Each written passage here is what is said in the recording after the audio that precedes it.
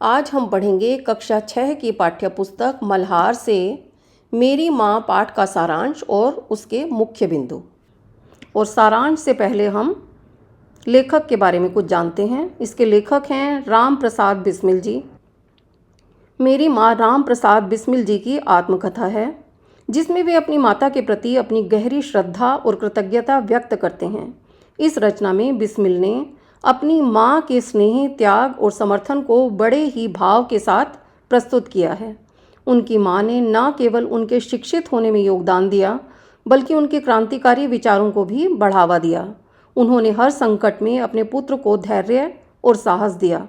बिस्मिल अपनी माँ को केवल जन्मदात्री ही नहीं, बल्कि आत्मिक, धार्मिक और सामाजिक उन्नति में सहायक मार्गदर्शक के रूप में भी देखते हैं। यह पाठ माता के प्रति प्रेम और देशभक्ति की अनूठी भावना को बताता है। आइए अब देखते हैं मेरी माँ पाठ का सार। राम प्रसाद बिस्मिल की आत्मकथा मेरी माँ भावों से भरी हुई और प्रेरणा देने वाली रचना है, जिसमें उन्होंने अपनी माँ के लिए बहुत श्रद्धा और प्रेम दिखाया है। इस पाठ में बिस्मिल अपने बचपन और युवा अवस्था की घटनाओं को बताते हैं, जहां उनकी माँ का उनके जीवन पर गहरा प्रभाव रहा है। बिस्मिल बताते हैं कि उनके पिता और दादी उनके स्वतंत्रता संग्राम में शामिल होने से मना कर रहे थे, लेकिन उनकी माँ ने हमेशा उनका साथ दिया। उन्होंने अपने बेटे को शिक्षा पूरी करने और अपने सिद्धांतों पर दृढ़ रहने के लिए प्रेरित किया। माताजी का साथ मिलने से ही बिस्मिल ने जीवन में कठिनाइयों का सामना करते हुए भी अपने संकल्प को नहीं छोड़ा। अपनी माँ की संघर्षशीलता का उल्लेख करते हुए बिस्मिल बताते हैं कि वे एक ग्रामीण अशिक्षित कन्या के रूप में शाहजहांपुर से आईं, लेकिन उन्होंने खुद ही पढ़ने में रुचि दिखाई और शिक्षा प्राप्त की। वे न केवल एक अच्छी गृहिणी बनी, बल्कि अपने बच्चों को भी शिक्षा देने में महत्वपूर्ण भूमिका निभाई। माताजी के विचार भी आर्य समाज के प्रभाव से उदार हुए, जिसमें बिस्मिल को अपने क्रांतिकारी विचारों को आगे बढ़ाने में सहायता मिली। बिस्मिल अपनी माँ को केवल जन्मदात्री ही नहीं, बल्कि उनकी आत्मिक, धार्मिक और सामाजिक उन्नति की मार्गदर्शक भी मानते हैं। उनकी माँ ने उन्हें सत्य और नैतिकता का पालन करने की शिक्षा दी।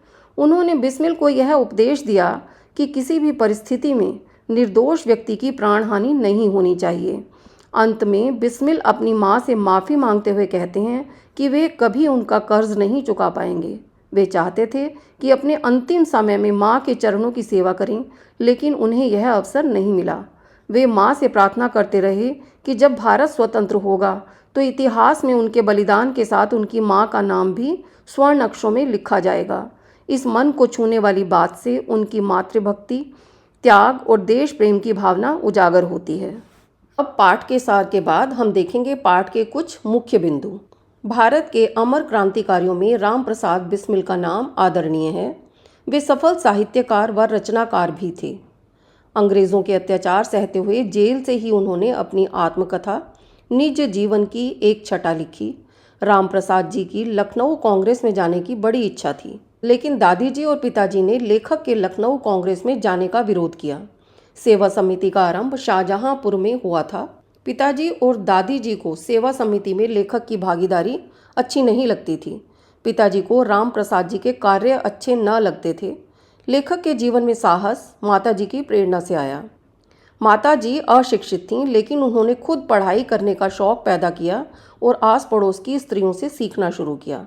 राम प्रसाद बिस्मिल की माताजी लेखक का उत्साह बनाए रखती थीं, भले ही उन्हें पिताजी की डांट सहनी पड़े। लेखक की मां ने कठिन समय में प्रेम भरी वाणी से उसे सांत्वना दी और कभी अधीर नहीं होने दिया। माताजी का विवाह को लेकर मत था। शिक्षा प्राप्त करने के बाद ही विवाह करना उचित है। लेखक ने अपनी माताजी के उपदेश को देववाणी नाम से संबोधित किया है।